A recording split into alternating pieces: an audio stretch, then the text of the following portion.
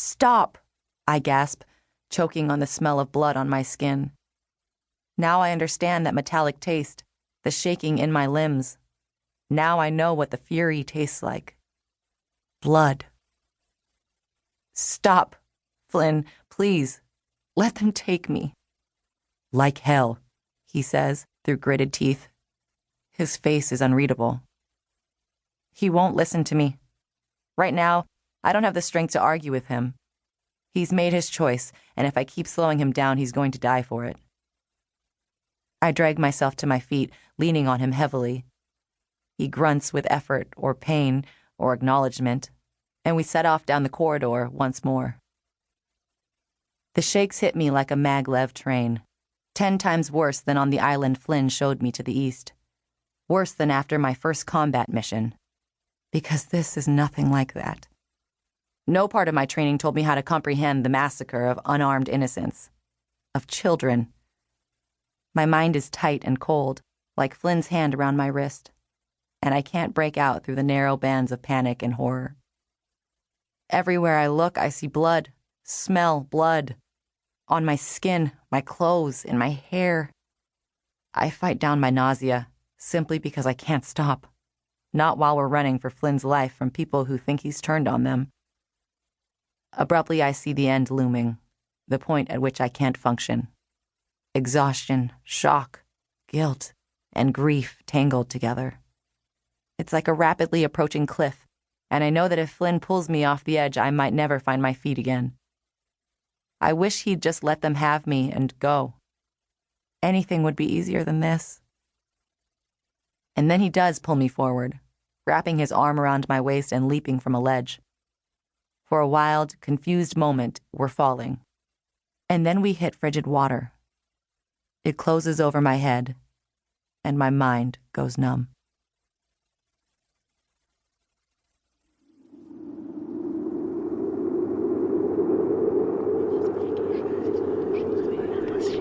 In her dream, she's choking, gasping for air where there is none.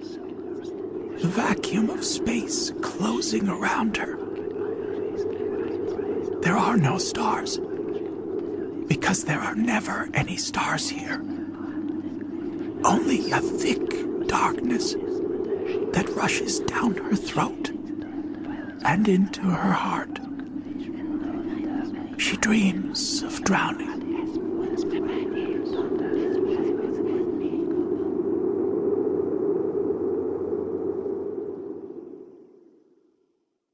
I keep an arm around her, struggling through mud and water as I drag her forward. Dimly, I hear McBride shouting some distance back, trying to find someone who can fit through the same crack I pulled Jubilee into. Silent but for soft splashes, we disappear into the dark. I can almost feel Orla with me as I find my way to our rock.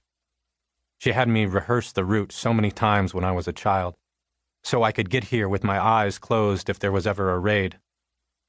The rock is about 6 feet long and only a couple of feet above the water. Not even Sean knows this secret. I pull Jubilee closer in the water, inspecting her face.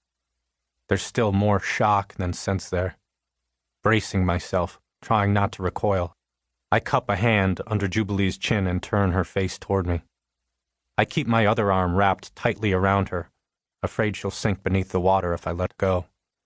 Her eyes open when I squeeze her. Jubilee, are you listening to me? She doesn't answer, her eyes darting around in the darkness, panic making her tremble in my arms. Soldier, I bark, keeping my voice as quiet but tense as I can. Her eyes widen, and I watch as the soldier takes over, her chin lifting a little. This rock here is hollow inside. I can pull you, but when we go under, you have to hold your breath. Understand? She nods again, lifting one hand to rest it against the rock for balance and leaving a red smear behind it. The water hasn't been enough to wash the blood away. I suck in a lungful of air, my throat threatening to close or catch in a coughing fit again. The water closes over my head, and I keep hold of Jubilee's wrist as I guide her in with me.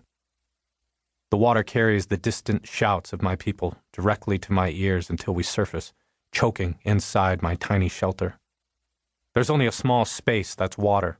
The rest is the natural rock and the ledge Orla built for me when I was Fergal's age. I push Jubilee's arms against the rock until she instinctively grabs at it, leaving me free to reach up and fumble in the dark. The netting with emergency supplies is still there, and my heart slows a little in relief. I grab the tiny cylinder of the flashlight dangling from it and turn it on. The beam bounces around the two of us as I help her scramble up onto the little ledge and then crawl up after her. We huddle there in a space meant for a child, her breath coming in sobs.